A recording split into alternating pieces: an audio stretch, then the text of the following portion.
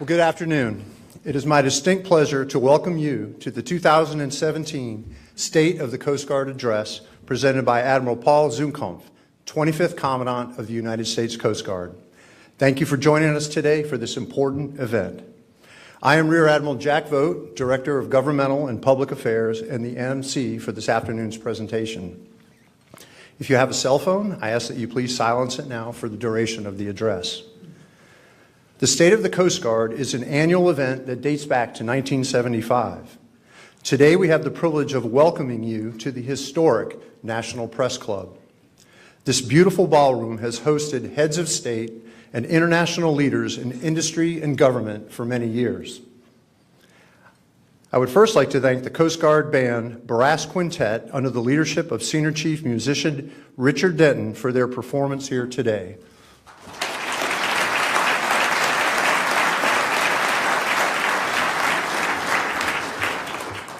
We also have many distinguished guests joining us.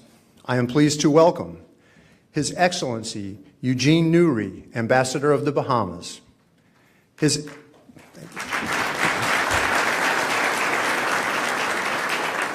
Excellency Emmanuel Gonzalez Revilla, Ambassador of Panama.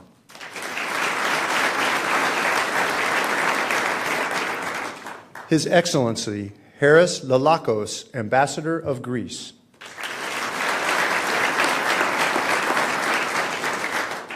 His Excellency Selwyn Hart, Ambassador of Barbados.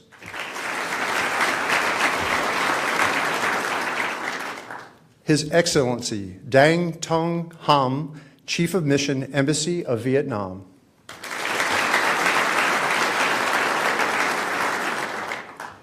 The Honorable Andres Montalvo, Deputy Chief of Mission, Ecuador.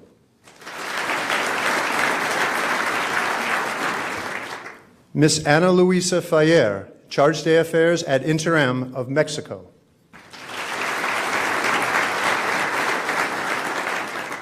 Deputy Secretary Chip Fulgham, Department of Homeland Security.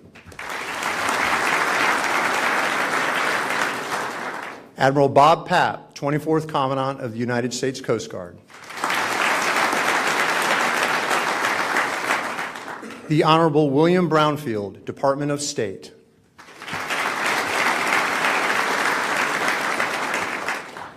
Assistant Attorney General Kenneth Blanco, Department of Justice.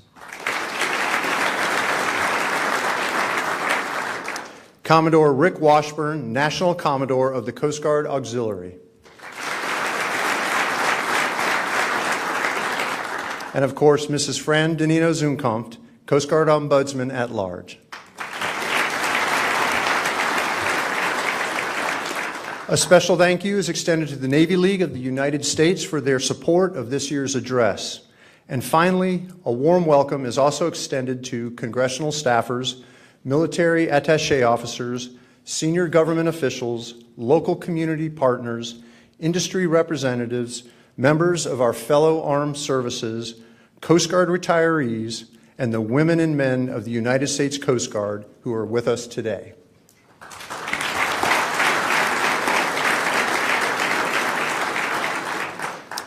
Master Chief Stephen Cantrell, the 12th Master Chief Petty Officer of the Coast Guard, will now introduce the Commandant. Please join me in welcoming Master Chief Cantrell.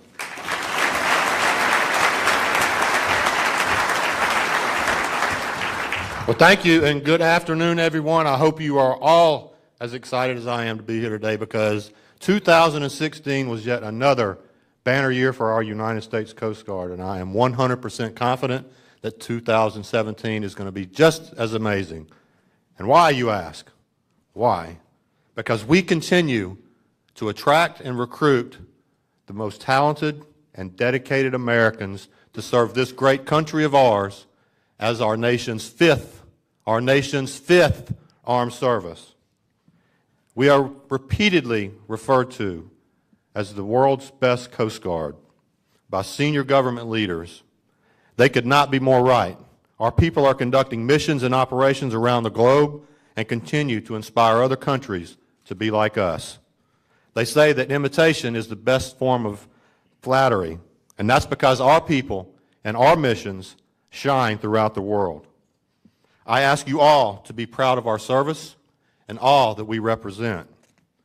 Whether it's the young seaman performing CPR on a small child and saving a life, or the hard-working bosun mate clearing the buoy deck on the lower Mississippi River, or the rescue swimmer dropping out of a helicopter into violent seas to pull a fisherman from the jaws of death, the talented helicopter pilot in that same aircraft that's maneuvering around hurricane-force winds, and the thousands and thousands and thousands of other civilian, auxiliarist, active duty, and reserve members who come to work every day to make our country safer, as we are a global force to be reckoned with.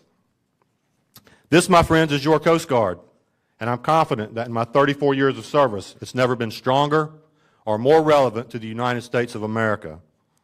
I'm extremely proud to serve alongside our Coast Guard men and women.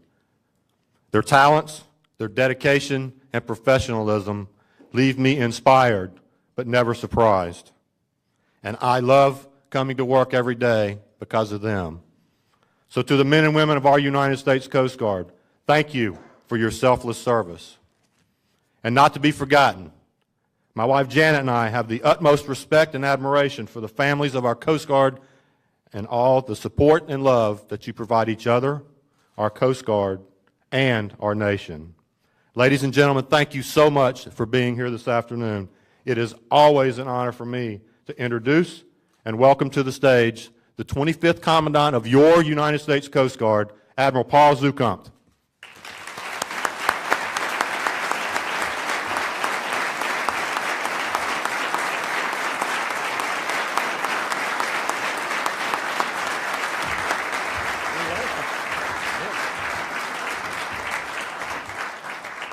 First, I need to thank the Master Chief Petty Officer of the Coast Guard. Between he and I, we have been that steady hand on the tiller, not turning back when we see that wave crashing across the bow, but charging into it, as all good coasties do, to grow our service. I want to thank everyone who is here today as well, from the Diplomatic Corps, senior leaders in every aspect, and especially what greater place to hold this than here at the National Press Club.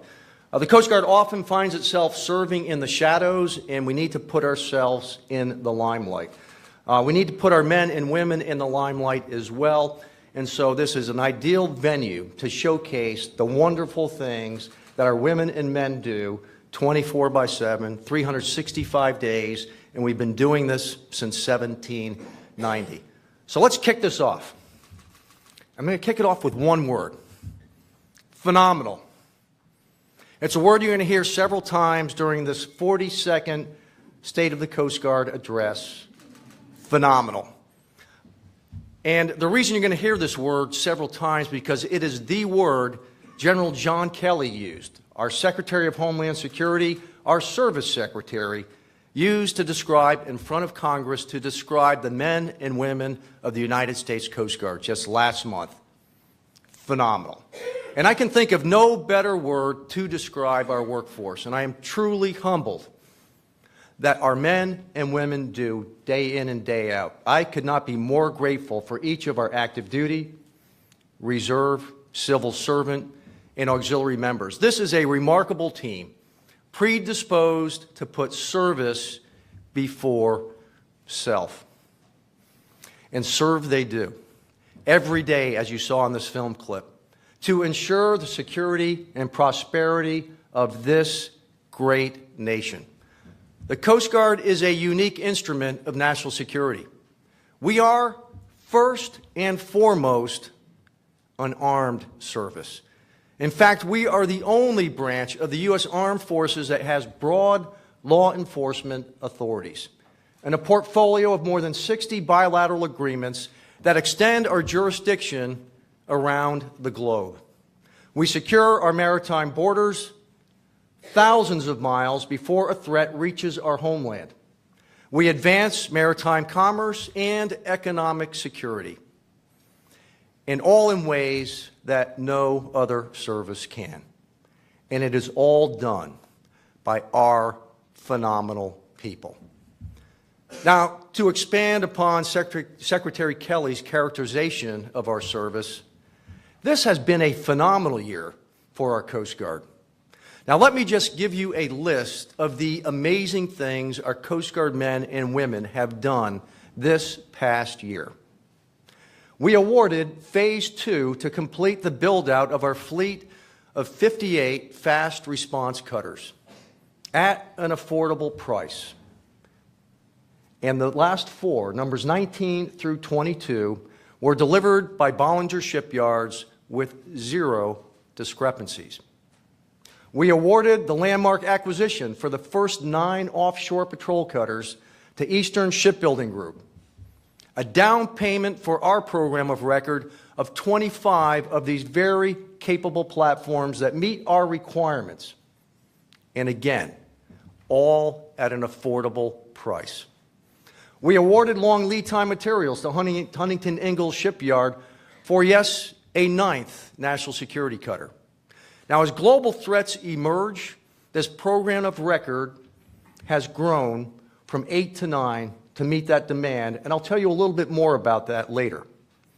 We also stood up an integrated program office with our United States Navy and just recently awarded industry studies to accelerate the delivery and to commence the build-out of a fleet of 3 heavy and 3 medium icebreakers. Long overdue, and we are sprinting out of the starting blocks to deliver the first of this fleet, the first heavy icebreaker, by 2023. In the operational realm, working with CBP, ICE, DEA, the Departments of Justice, State, Defense, Treasury, the Director of National Intelligence, and all of our international allies, we achieved a record removal of 201 metric tons of cocaine this past year. That is nearly 500,000 pounds of cocaine, pure cocaine that did not make it to our shoreline, which used to be the annual consumption here in the United States. In addition, we brought 585 smugglers. These are members of transnational criminal organizations to justice here in the United States through extradition, where we have a nearly 100% prosecution rate, as compared to the less than 10% prosecution rate in their countries of origin. On its maiden voyage, our 4th national security cutter, aptly named the Coast Guard Cutter Hamilton, offloaded more than 26 metric tons of cocaine worth over $767 million on her maiden voyage. Again, the combined results of working in unison with our interagency and international partners. And today, the Coast Guard Cutter James is currently underway and is on track to have a similar success or perhaps even exceed that of the Hamilton, and again on her maiden voyage. I don't know about you, but I cannot think of another asset in our entire U.S. inventory that more than pays for itself in less than 100 days. That's right, the value of cocaine that these assets remove in a single patrol is worth more than their initial acquisition cost. And these platforms are going to be around much longer than 100 days, in all likelihood 4 decades. So again, what a great investment. Now, much of this would not be possible without our helicopter interdiction tactical squadron that we fondly call HITRON. In fact, it was just this past Friday that HITRON marked its 500th interdiction, using aviation use of force and precision disabling fire to finally level the playing field against this elusive fleet of go-fasts. And we have truly leveled the playing field in that regard. A true marriage between surface, air, and more importantly, intelligence. And is more proof that our intelligence-driven operations really pack quite a punch in this campaign against transnational criminal networks. Despite that success, there were 580 events where we didn't have enough aircraft, where we didn't have enough ships. We had the intelligence, but there were 580 events that got a free pass last year. It was an issue not of readiness, it was an issue of capacity. It was about ship numbers, which goes back to why do you need 9 and not 8 national security cutters? We need to level that playing field, and we're doing something about that as well. This administration and this Congress, they get it. As we recapitalize our legacy fleet across 3 cutter classes with ships that have proven to be a quantum leap over their predecessors, these are true game changers for the 21st century. Unfortunately, the flow of drugs towards our shores continue, and they increase. As more cocaine is being cultivated and produced in Colombia, the #1 exporter of cocaine, more is being consumed by the #1 consumer of cocaine. That would be our United States. And the Coast Guard and the United States writ large cannot defeat this threat of criminal networks alone. Just last week, I was the co-lead with Ambassador Brownfield as we met with our key and #1 ally in this threat in Colombia. And we met with their president, President Santos, who is committed to stepping up to his nation's efforts to stamp out this shared threat, a threat to regional stability. This isn't just about cocaine bail numbers. This is impacting regional stability right here and right now. The irony of all of this movement is that we demand it. It spawns the violent crime in Central America, which therefore spawns migration, and so the cycle repeats itself. We've got to step up to the plate, and Colombia is doing that with us at our side.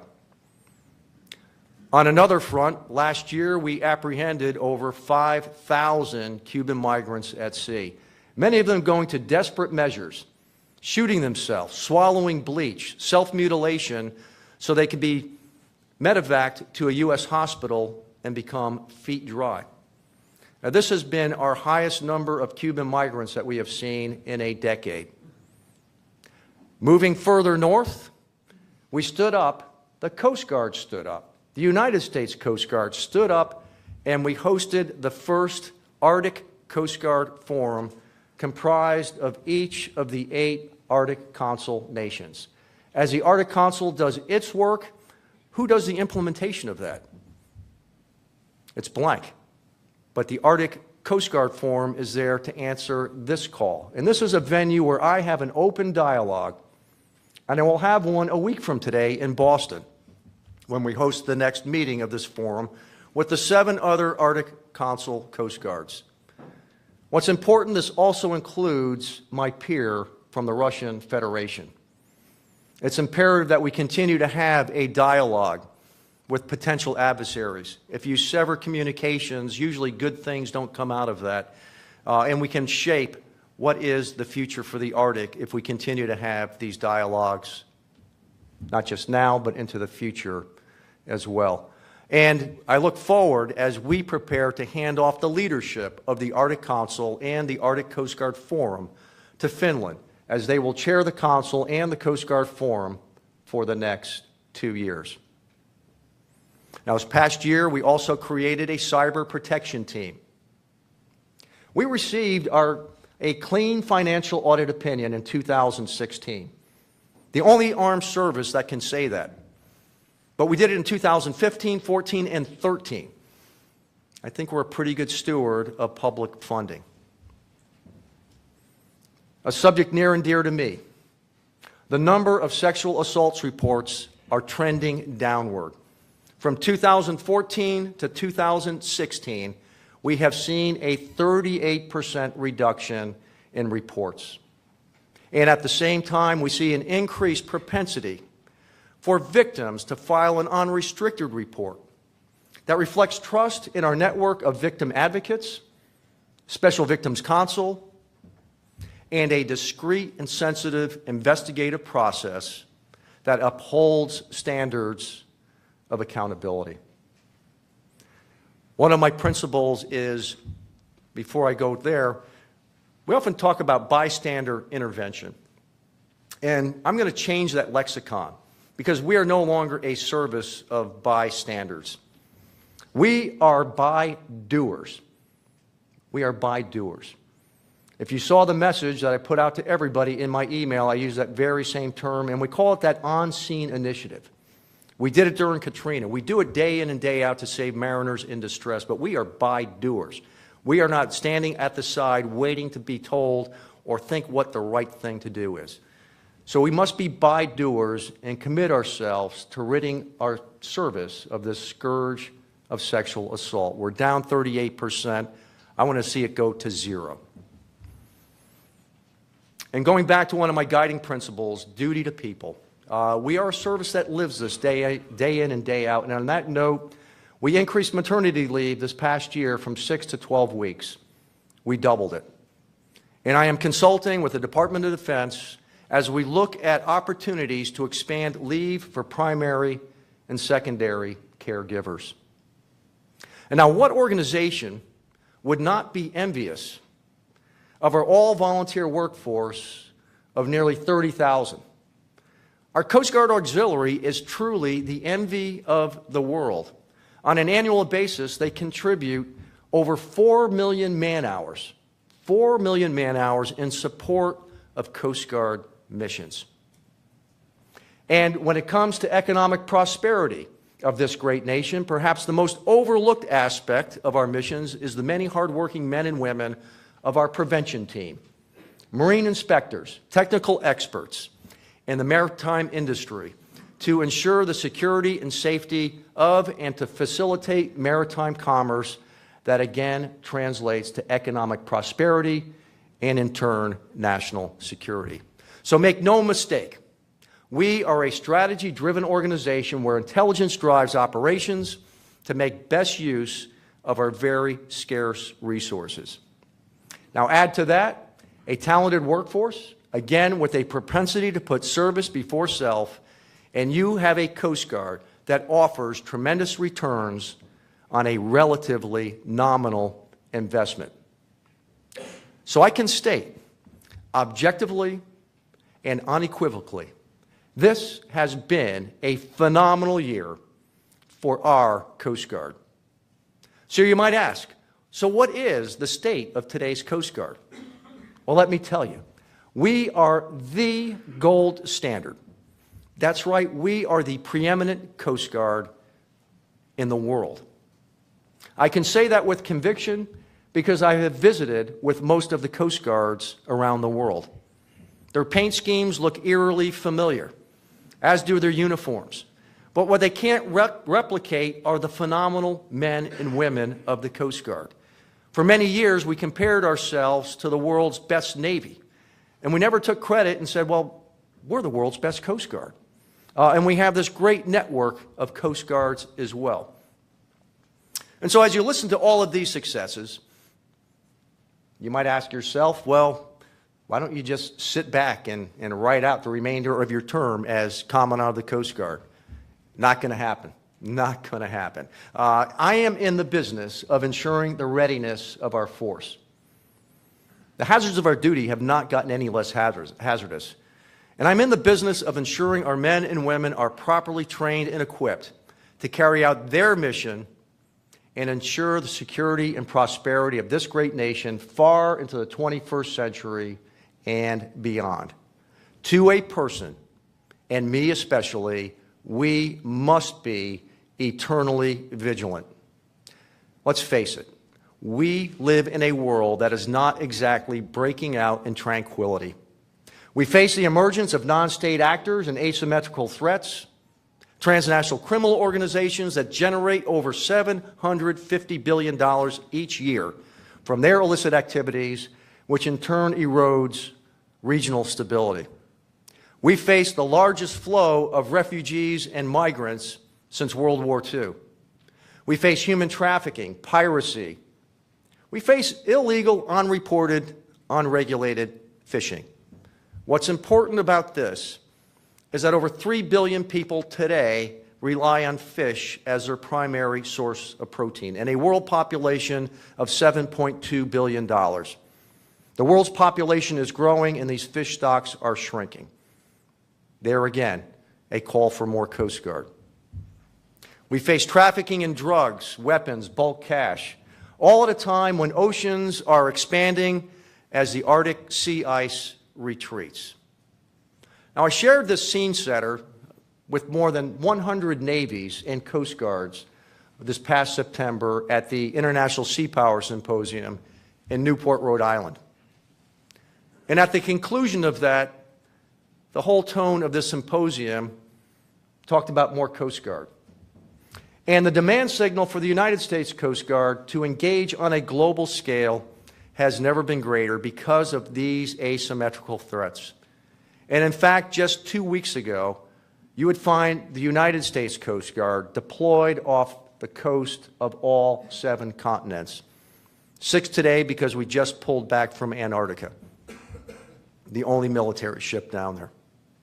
We have always prided ourselves as a service that punches above our weight class. Yet, as our nation's 5th armed service, we are budgeted at the very bottom. The line items that we struggle to get on budget and fund are often considered as rounding errors by other branches within the federal government. So we still punch above our weight class, but to use this boxing metaphor, we are a service that is funded in the flyweight class. That is the lowest class, by the way, of the 16 boxing classes if you follow boxing. So after 226 years of service, the time is long overdue to up our weight class to at least the middleweight division. Our funding needs to reflect the power of our punch. Now, make no mistake, we are moving in the right direction. That's right, we are bulking up. The Coast Guard is recapitalizing at a pace that, quite frankly, has not been seen since the construction of 10 revenue cutters during the era of Alexander Hamilton. And I am immensely pleased with the pace that has been set in this recapitalization effort. But make no mistake, it is critical to our nation's security that we sustain this pace. And beyond this recapitalization, there are several critical cogs that must yet be machined to help us remain as the preeminent Coast Guard.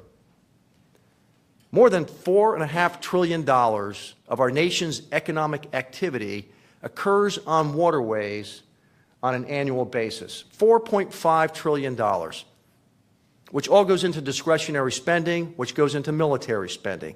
So it goes full cycle. But back to these waterways. These waterways are a critical part of our nation's infrastructure. They provide resiliency and at the same time relieve other modes of transportation. A case in point, just one tank barge takes the equivalent of 144 trucks off our already congested highways. A single common tow arrangement on our inland rivers removes more than 2,000 trucks from the road. Overall, I am talking about millions of trucks removed from our overstressed highway system. Now, these waterways, they're a maritime highway. They're maintained by our inland fleet of 35 cutters. 25 of these cutters are more than 50 years old, with the oldest being 73. Most of them are not configured for mixed-gender crews. And many of them are being monitored for lead abatement and asbestos mitigation. So the time to replace this legacy, or some might call a geriatric class of cutters, has arrived. And it arrived a decade ago. Now, we face similar challenges with our shore infrastructure. Our infrastructure backlog currently exceeds $1.6 billion. Today, we are ostensibly making the interest payment on this backlog so we do not go deeper into the red. We depend on self-help projects like patching roofs and restoring utilities. And we are a service who are competing with the likes of Silicon Valley and others for the best talent across this land. And our ability to self-actualize, if you ascribe to Maslow's hierarchy of needs, is impeded when our men and women are diverted from focusing on operations and self-actualizing so that they can deal with line breaks, failed electrical systems, and leaking roofs. Yes, living at the very bottom of Maslow's pyramid, attending to basic shelter. And while it is refreshing to see this new generation of cutters arrive on the waterfront, we, the Coast Guard, the Department of Defense, Department of Homeland Security, collectively lack enough eyes in the sky. We simply do not have enough surveillance platforms to track and complement our squadron of manned aircraft currently staged on foreign soil to interdict threats before they reach our homeland. So what I'm talking about is the Coast Guard absolutely must acquire land-based, unmanned, or remotely piloted systems in a very meaningful way. And then there's our information technology backbone. We are far from state-of-the-art. In fact, our IT infrastructure is in need of recapitalization as well. We need to overcome the fiscal challenges of migrating to Microsoft Windows 10. It's mission critical, and it is very critical in reducing our cyber vulnerabilities. And on the topic of fiscal challenges, some may believe, well, those woes are behind you, as increases in military spending grow ever more promising. But there's a single phrase that has boxed in the Coast Guard, that has attributed to our annualized operating and maintenance appropriation being funded well below the Budget Control Act floor for each of the past 5 years. You might ask, what is that phrase? And that phrase is non-defense discretionary spending. We must invest to restore our military readiness, our capability, our capacity. The Coast Guard is an armed service, yet we are not postured to benefit from vital national security investments because our funding is classified incorrectly. Our women and men are military members who operate on the front lines to secure our nation and our borders. Yes, we are in the business of national security. At home and abroad, our service must be categorized and funded accordingly from this point and well into the future. As I said before, we are a service that punches above our weight class. We need to move up. Our funding needs to reflect the power of this punch, and we need to begin with restoring the 1,100 reserve billets that were cut due to sequestration and offsets. We need to retain our civil servant workforce. Each one of them are integral to our mission execution and our mission support. On the uniform side, we need to grow our active duty component by 5,000 people in the next 5 years. And to the men and women of the Coast Guard, Active Reserve, Civil Servant Auxiliary, those standing the watch on shores near and far, to the myriad indispensable specialties that we kept, that you apply to the mission every day to ensure our national security and prosperity. And let's not forget our military families. To a person, you have been phenomenal. And you are the backbone of what has made this such a tremendous year for our service. It is your heavy lifting at the deck plates of this organization across every community, your heavy lifting that has uplifted our United States Coast Guard. So I close by saying, prepare to lace up your gloves and get in that ring as the middleweight contenders that define our punching power. We no longer live in a world for flyweights. So God bless our Coast Guard and these United States of America. Thank you, and Semper Paratus.